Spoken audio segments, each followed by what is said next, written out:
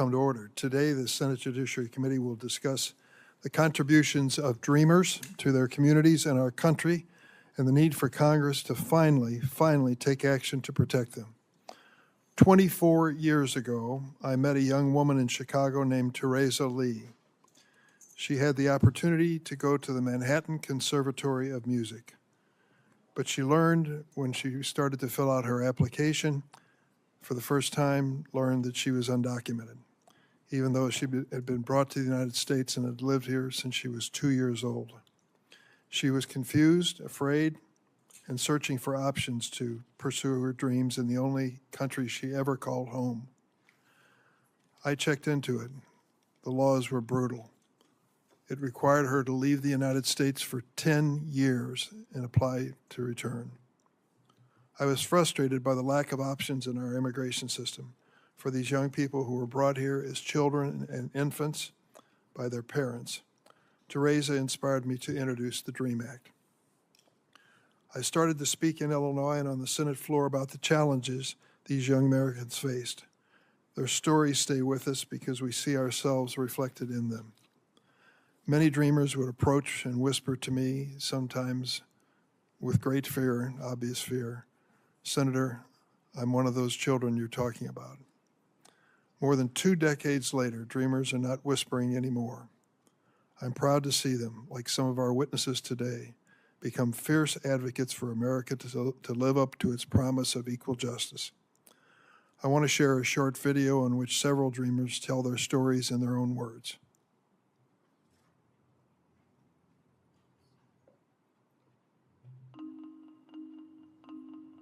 My name is Tolu Olubumi. I was born in Lagos, Nigeria. The only thing worse than having your dreams dashed or being rejected by my own country is losing my father and not being able to say goodbye. I was 12 years old when my mother and I boarded a bus from our village in Mexico to the border. This country quickly became my home. I had a degree in mechanical engineering, but no one would hire me in this field without a legal status. Over the years, I have met many dreamers who also want to join the military and serve the country that they love. I sincerely hope that one day they will be able to follow in my footsteps on the list. When I was 9 years old, my family made the sacrifice to leave their home country of Peru to go in the search of the American dream. Dreamers like myself have built our whole lives here. At the age of 22, pre-DACA in 2012, I couldn't work or drive, and my bike was my only mode of transportation. With DACA, by age 23, I was able to get a job as a software developer with General Motors and be able to buy my first home. We are small business owners, teachers, nurses. We have our families here and deep roots in our communities. Too many young people like me are carrying burdens that we were never meant to carry. I believe my story is just one example of what dreamers can do if they are given a chance to come out of the shadows and give back to our country. Only Congress can fix this, and we must pass a permanent legislative solution. Well, it was 23 years ago when I first introduced the DREAM Act with the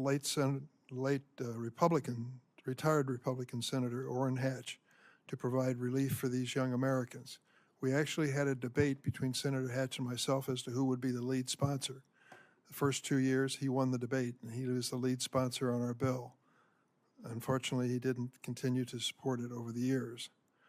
But I'm happy that my colleague and partner across the aisle, ranking member Lindsey Graham here, has joined me as the lead co-sponsor for this legislation for the past several Congresses. I genuinely thank you for your support. While a bipartisan majority of senators has supported the DREAM Act on numerous occasions, unfortunately it has been filibustered when it comes to the floor. Because of Congress's inaction at the urging of myself and the late Republican Senator Richard Lugar, President Obama announced Deferred Action for Childhood Arrivals, better known as DACA, in 2012. More than 830,000 dreamers have been protected by DACA since 2012. For the record, DACA requires reapplication every 2 years and a thorough background check for everyone who qualifies for DACA. Thanks to DACA, many young people have been able to pursue higher education, start businesses, buy homes, and raise families. DACA allows dreamers to match their talents to labor market needs. increase their wages, and contribute to the American economy. Researchers estimate that in 2022, DACA recipients earned $27.9 billion and contributed nearly $2.1 billion to Social Security and Medicare. This program has helped so many young Americans come out of the shadows and into the light. I've shared many of their stories over the years, over 140 times on the floor of the Senate. I look forward to hearing directly from some of them today. Officer Michelle Soto Rodriguez today is one of these people. Ongoing litigation brought by Republican attorneys general threaten everything that DACA recipients have built in this country. Even if the courts find, as they should, that DACA is lawful, a future administration can try to end the program. We saw this when the former president attempted to eliminate DACA, and clearly he would try again if he's given a chance. Sadly, many Dreamers cannot access the DACA program today. Almost 100,000 Dreamers have had their applications and lives placed on hold by court battles, and many other Dreamers are ineligible for DACA because they arrived too late to qualify. DACA was always intended to be a temporary stopgap program until Congress acts on a permanent solution. The time is long past due for Congress to do our part and provide a path to citizenship to Dreamers. Poll after poll shows that the vast majority of Americans agree, both sides of the aisle. And when we establish this path to citizenship, all Americans realize will reap benefits from that experience. Let me add that Congress should act also to secure our border. These are not mutually exclusive goals at all. Unfortunately, one would-be presidential candidate stopped a bipartisan effort on the floor just weeks ago to try to deal with border security. I hope that they will relent and the Republicans will join the Democrats in a bipartisan effort. James Lankford, a conservative Republican from Oklahoma, led the effort, and we should honor him by passing this bill. I now recognize Senator Graham for opening statements. Thank you, Mr. Chairman. I've enjoyed working with you on the Dreamer issue. It is a very sympathetic group of people who came here as young people without being asked to be brought and spent a lot of time in America with generally no place to go, and I understand that very much so. Unfortunately, since we started this discussion, the last 3 years have been a complete, utter disaster for American immigration policy. Let's start with the numbers here. When you and I first started talking about comprehensive immigration reform, we were talking about what to do about the 11 million. We thought there were about 11 million people here legally.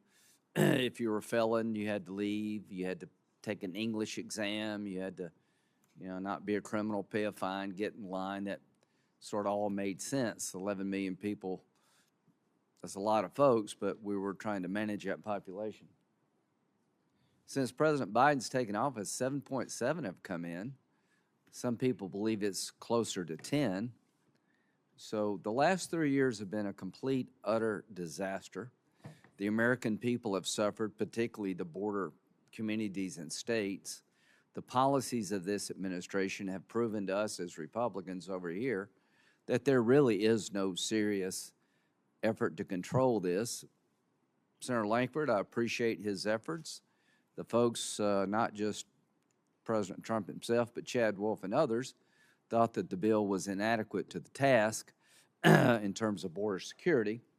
So the bottom line now for us is if you legalize anybody in this environment, whatever problems you have get exponentially worse. So I don't ever see anything on the DREAM Act coming anytime soon until we stop the abuse of parole and some underlying problems. And right now, my concern is different than yours. You're concerned about the DACA population. I think we should all be concerned. I'm most concerned about a border completely open and the FBI director saying that wherever he looks, he sees blinking lights. So fixing DACA is not my concern right now. My concern is regaining control over our sovereignty that's been lost, trying to deal with the rise of terrorism throughout the world and make sure another 9/11 doesn't happen to America. I've never seen more threats to the country writ large than I do now. A broken border is a lethal cocktail, rising threats overseas and a broken border here. Fentanyl poisoning is a higher priority for me right now. It's not that I don't care about the dreamers, I do. But you got more Americans dying from 18 to 35 from fentanyl poisoning than any other cause. So that's my concern, is to try to get China to stop poisoning America, to do something with the drug cartels that are making billions of dollars, sending drugs and human trafficking, to go after them. So right now, you're going to find, at least on our side of the aisle, the biggest concerns are the crime associated with illegal immigration, the national security threats associated with illegal immigration, the poisoning of America associated with illegal immigration, to try to get control over chaos. That's my biggest concern. And until those concerns are addressed, nothing else is going to happen on legalization.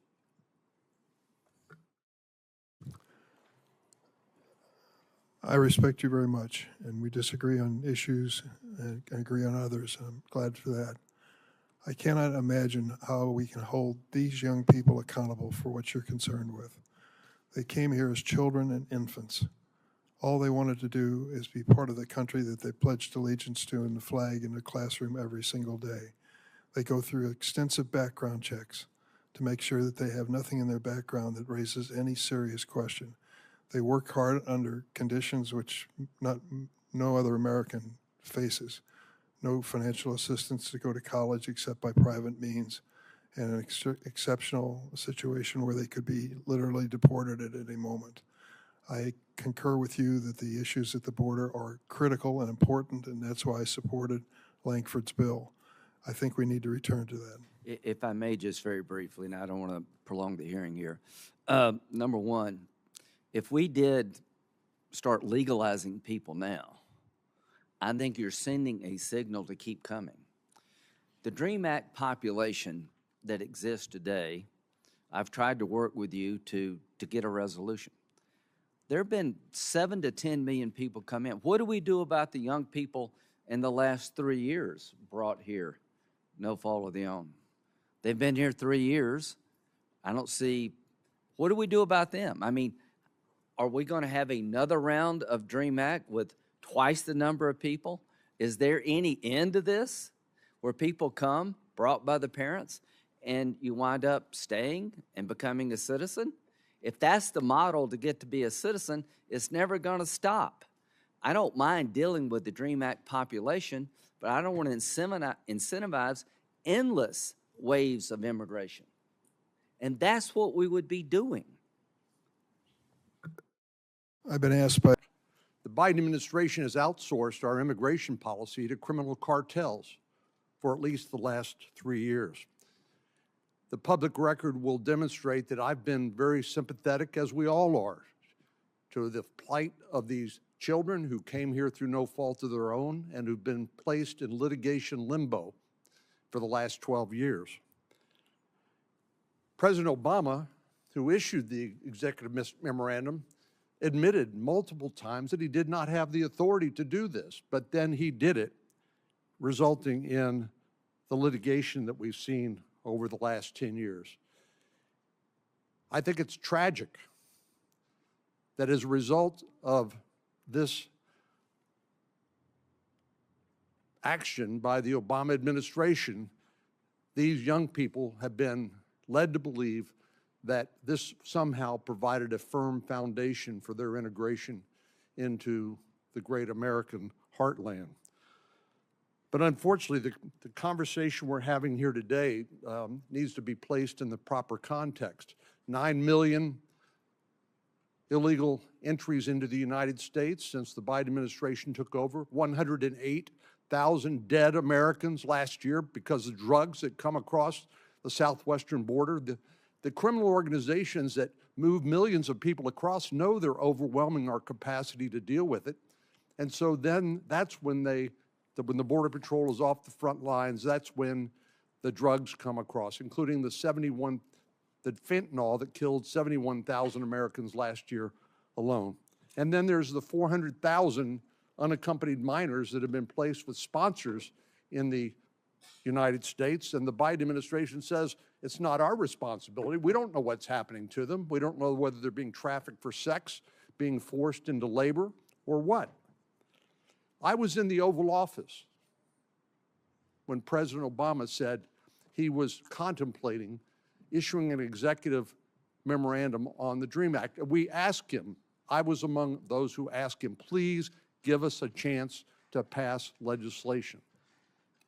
And we know that he declined to do that, and here we are today. This is the Committee of Jurisdiction that deals with immigration policy, but we haven't had a single hearing on fixing the broken system. Maybe components of it, like looking through a soda straw while ignoring the fire that's occurring all around us. Well, Senator Graham did a good job of explaining the numbers of where we are today, but it's become increasingly difficult for the Biden administration to sweep this problem under the rug. They have the tools available to them, the same laws that were in effect during the Trump administration, to deal with much of this problem, but they simply refuse to do so. And then there's the pull factors that Senator Graham alluded to. For example, last month, the city of Denver, Colorado published a newcomer's playbook welcoming migrants into their community. As a part of their intake process, they suggest immediately offering migrants onward transportation to another destination. Just this week, the mayor of Chicago had to scrap a poorly conceived plan to relocate minors to a neighborhood in South Chicago ahead of the Democratic National Convention. And President Biden continues to poison the well to good faith bipartisan attempts to address this problem. It's impossible for us to pass legislation dealing with this larger problem when President Biden simply refuses to enforce the law, creating a huge magnet to more and more immigration. For example, authorities that were intended to be exercised on a case-by-case basis, the so-called parole authority, has been exploited by President Biden to stand up entirely new programs that Congress has not agreed to. For example, the Department of Homeland Security set up a program to grant parole and work permits to 30,000 people a month from Cuba, Haiti, Nicaragua, and Venezuela. That's 360,000 people a year, simply waved into the country, given a work permit, and there you go. The president has also expanded eligibility under the already unlawful Central American Minors Program to certain adults. Last year, the administration extended Venezuela's temporary protected status designation to cover nearly 500,000 Venezuelans who illegally immigrated to the United States.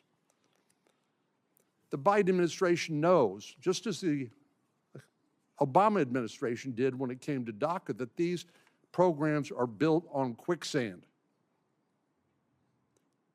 Anyone enrolled in these programs is likely and has in fact experienced tremendous uncertainty, not as a result of the policies we have in place today, but the policies they put in place before, as far back as 12 years ago.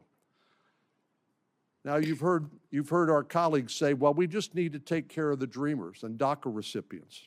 But the fact is they don't seem to care about the rest of the problems, including the 108,000 dead Americans as a result of the drugs and 400,000 minor children placed with sponsors that they simply have lost track of. So unfortunately, Democrats, through their unwillingness to address these manifold problems and the president's continued abuse of authorities, have made it impossible and foolish for us to take up a standalone DACA bill at this time. Thank you, Senator Cornyn. I'd like to clarify two things. The Langford bill was a bipartisan effort to deal with the border. Senator Langford is a conservative Republican from Oklahoma, whom I respect very much. When the bill was called on the floor of the Senate, 4 Republicans voted for the bipartisan bill. None of them serve on the Senate Judiciary Committee. So to fault this committee for not moving the issue forward when every senator was given a chance to go on the record on a bipartisan bill, which everybody agreed was a positive step, unfortunately, only 4 Republicans went forward with it. And secondly, when it comes to the pull factor, I'd have to just tell you, America is a pull factor. America is the incentive for people wanting to come to this country. We should respond with good laws that keep us safe, number one, but number two, have an orderly process for immigration. I think that goes without saying. But the notion that we're going to somehow discourage America from being a magnet for people, it has always been a magnet for people. We are a nation of immigrants. Let's do it in an orderly way, and for goodness sakes, let's not hold those protected by DACA today responsible for every problem in the immigration system. Mr. Chairman, if I can respond just briefly, the problem is not passing new laws. The problem is enforcing laws that are already on the books.